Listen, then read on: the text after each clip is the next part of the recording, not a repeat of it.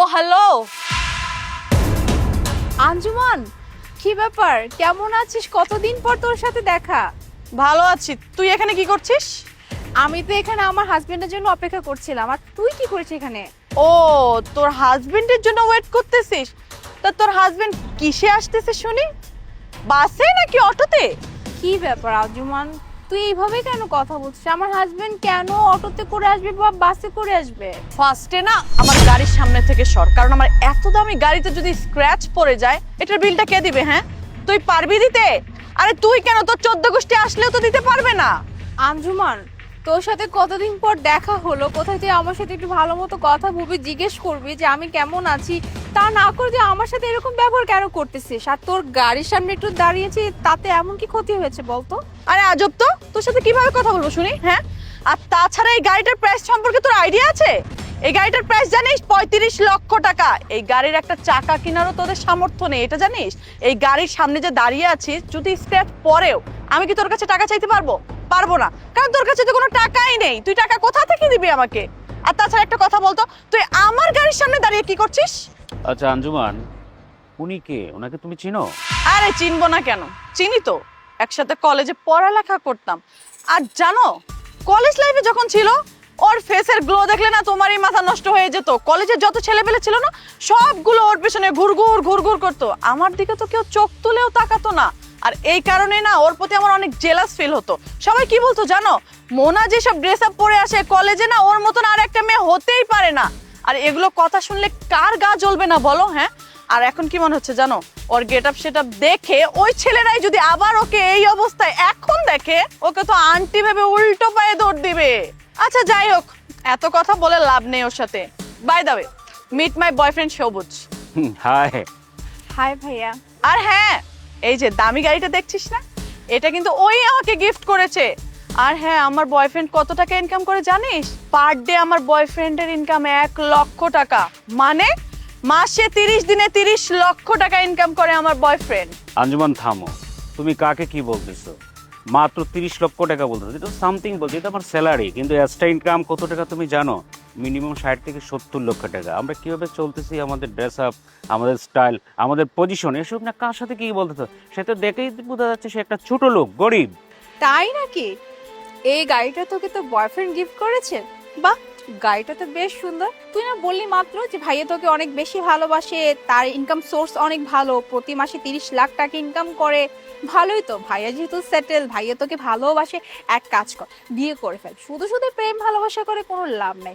এই যে দেখ আমাকে, আমি তো সবসময় এটাই বলতাম যে আমি কখনো প্রেম ভালোবাসা করবো না, যদি কাউকে ভালো লাগে ডিরেক্টলি বিয়ে করে ফেলবো। এই যে দেখ আমি বিয়ে করে ফেলেছি, তোরাও বিয়ে করে ফেল। হয়েছে, এখন না একটু থাম। তোদের মতন ফকিন্নিরা না এই বড় বড় ডায়লগ দেওয়া ছাড়া না আর কিচ্ছুই জানে না।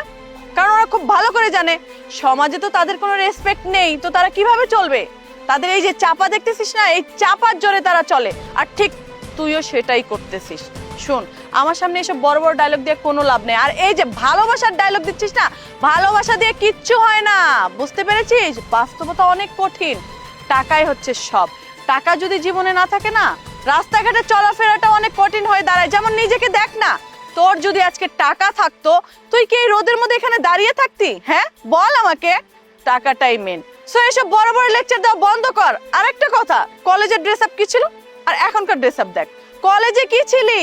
কলেজে তোর ফেসের গ্লো দেখলে তো আমারই জ্বলতো। আর এখন তোকে দেখে না আমার অনেক শান্তি লাগতেছে, কারণ এখন তোর যা অবস্থা, লুকস লাইক অ্যান্টি টাইপ।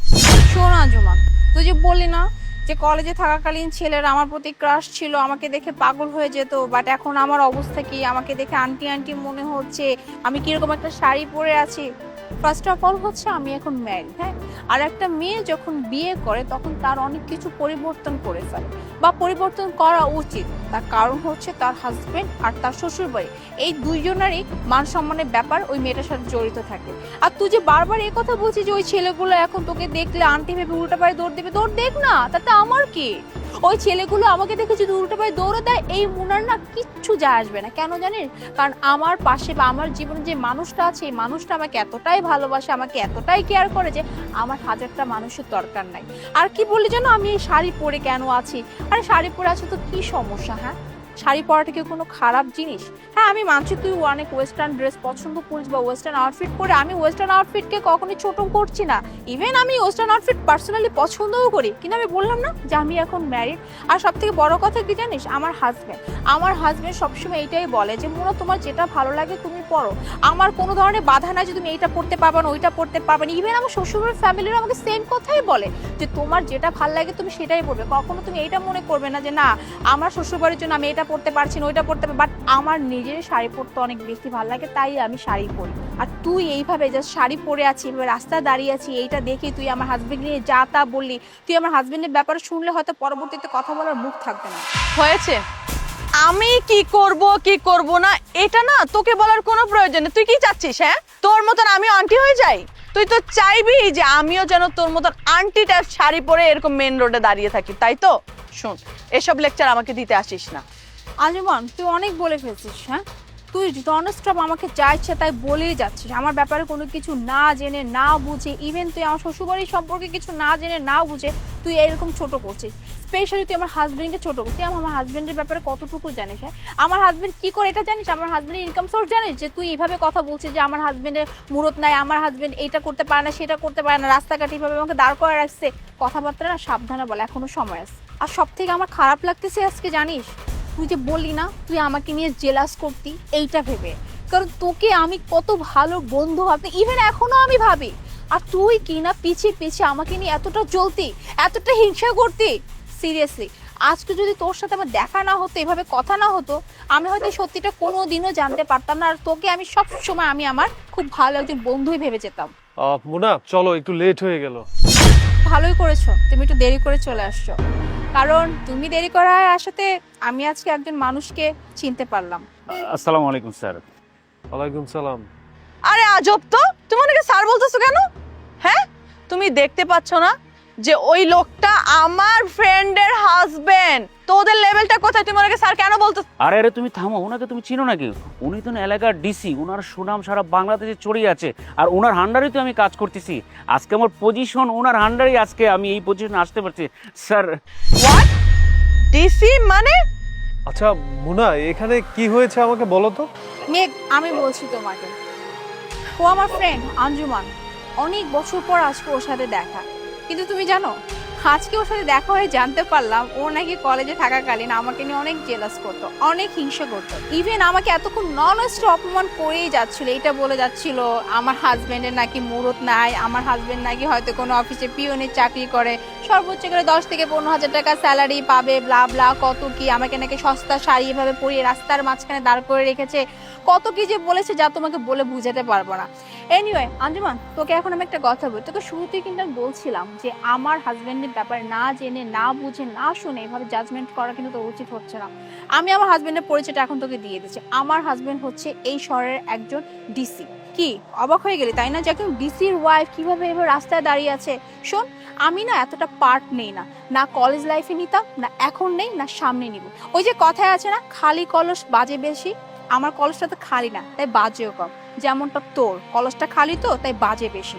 এই যে তুই এতক্ষণ ধরে এত এত কথা বললি, তোর নিজের কি আছে রে? হ্যাঁ, তুই নিজে কি করছিস? তোর তো নিজের বলতে কিছু নাই, সব তো এই বয়ফ্রেন্ডের টাকা ঘুরিস ফিরিস খাস, কত কি করিস। ইভেন এই যে গাড়িটা নিয়ে এত কথা এত কিছু এত কাহিনী, এই গাড়িটা তো তোর বয়ফ্রেন্ডই কিনে দিয়েছে। এখন সাপোজ যদি এই বয়ফ্রেন্ড তোকে ছেড়ে চলে যায়, তাহলে বয়ফ্রেন্ডের সাথে সাথে এই গাড়ি টাকা পয়সা তোর এই অহংকার দেমাগ সব কিছু চলে যাবে। তাই বলি কি, এখনো সময় আছে, নিজের জন্য ভাব, নিজে কিছু করার চেষ্টা কর। পরের টাকা ফুটাঙ্গি করে বেশি দিন চলা যায় না, সর্বোচ্চ গেলে 2 থেকে 3-4 দিন, 1 সপ্তাহ, এরপর কিন্তু আর চলা যায় না। তাই এখনো সময় আছে, ভালোবাসা আর মানুষকে মূল্যায়ন করতে শেখ। টাকা পয়সা আসবে যাবে, এটা কোনো ব্যাপারই না। এনিওয়ে, তোর সাথে আমি আর কথা বলবো না, কারণ তুই আমার মুখটাই নষ্ট করে দিচ্ছিস। ভেবেছিলাম তোর সাথে আজকে অনেক বসে গল্প করবো, আড্ডা দিব, কিন্তু আসলে তুই সেটার যোগ্যই না। আচ্ছা মোনা, এদের সাথে কথা বলে সময় নষ্ট করে লাভ নেই, চলো তো। চলো।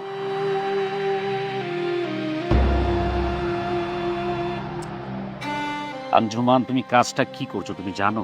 উনি আমার স্যার, আমার চাকরিটা আছে কি না আমি জানি না। কোথায় কি বলবা না বলবা সেটা আসলে মাছি সিচুয়েশন তোমার ঠিক নেই। চলো।